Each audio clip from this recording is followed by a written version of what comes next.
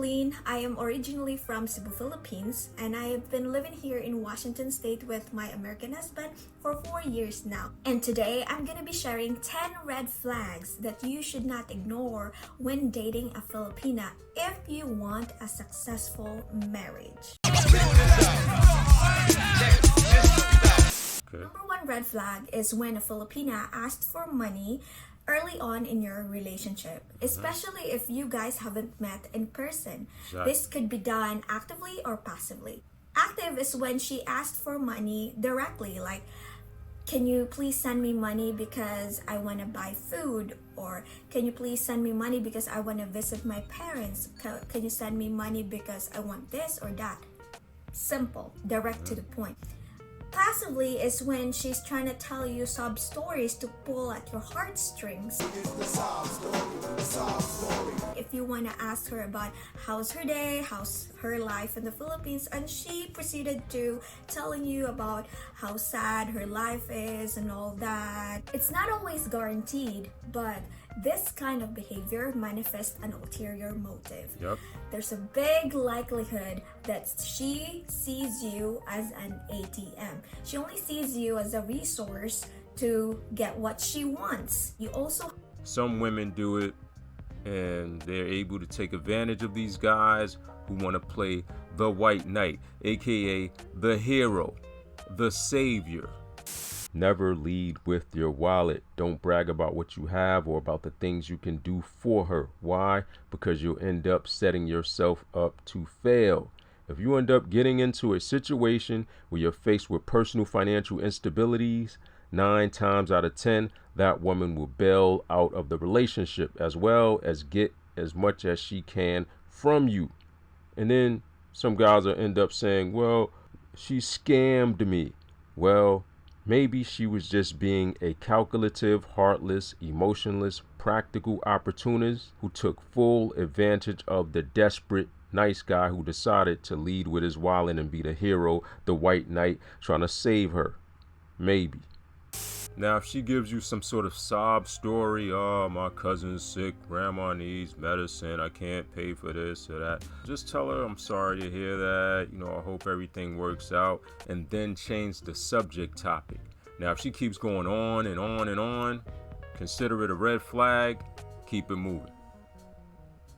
Have to look out for instances where a Filipina over-exaggerates the costs of certain goods and services. And you would know this when you are going to ask for the accounting of where your money went. And yes, this would entail a little bit of research on your part so you can validate if she is really telling the truth. You can ask me via email, or you can do your Google search, like how much is the fee for this certain things and that.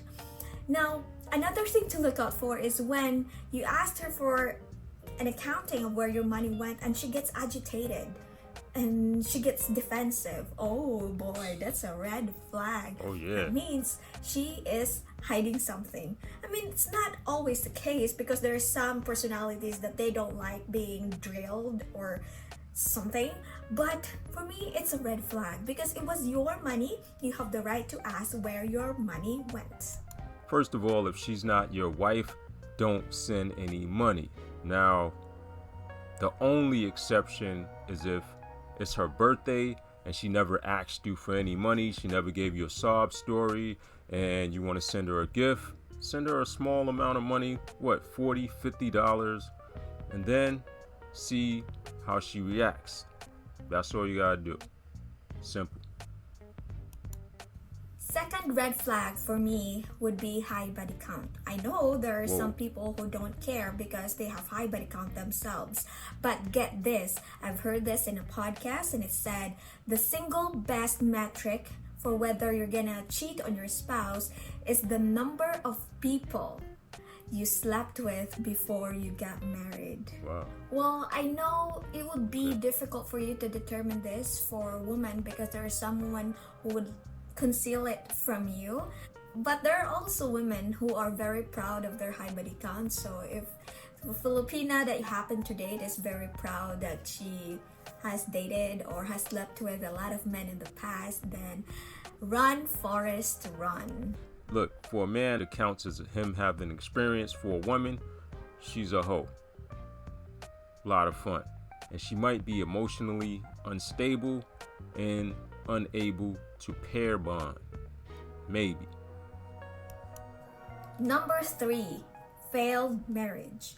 The moment you learn that the person you are dating with has a failed marriage in the past, you need to approach with caution. You need to pump your brakes. Learn everything about that failed marriage or failed relationship. You need to get to the bottom of it so as not to be walking into the same trap. So yeah, needless to say, single mother is a red flag, especially if she has multiple baby daddies.